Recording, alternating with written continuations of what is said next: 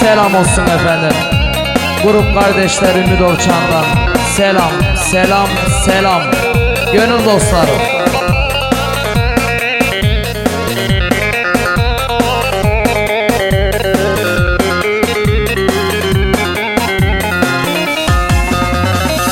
Boşuna gözyaşı döküp ağlama, kimse halımızı sormadı sevdiği. Yaslara bürünüp karalar bağlama, kimse halımızı sormadı sevdiği.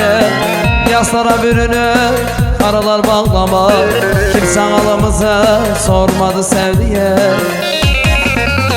Olmadı sevdiğim, olmadı sevdiğim, çekip gittin yere dolmadı sevdiğim.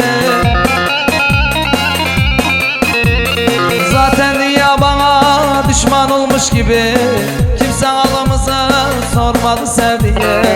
Zaten dünya bana düşman olmuş gibi, kimse halımızı sormadı sevdiğim.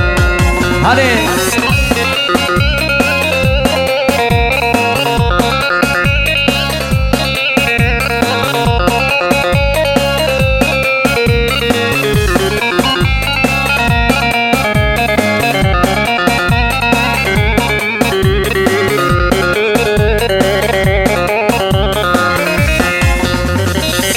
nasıl yaşarım sen olmazsan inan, koca dünya bana bir an olur bir an.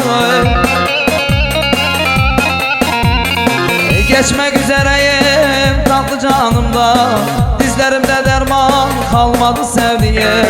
Geçmek üzereyim tatlı canımda, dizlerimde derman kalmadı sevdiğim. Olmadı sevdiğim, olmadı sevdiğim, çekip gittin yere dolmadı sevdiğim. Zaten dünya bana düşman olmuş gibi, kimse halımızı sormadı sevdiğim. Zaten dünya bana düşman olmuş gibi, kimse halımızı lan sormadı sevdiğim. Selam olsun Yeşillere, Kırmakaya, Yol Deresi, kendi mahallem Aksu'ya. Grup kardeşler Ümit Orçan. Evet, Klavye'de Abdullah kardeşimi de unutmuyoruz. Bizler sizlerle varız. Çekinmeyin, arayın her düğünümüzde. Ümit Orçan ve ekip olsun efendim. Hadi baba, şerbetle şerbetle yap hocam.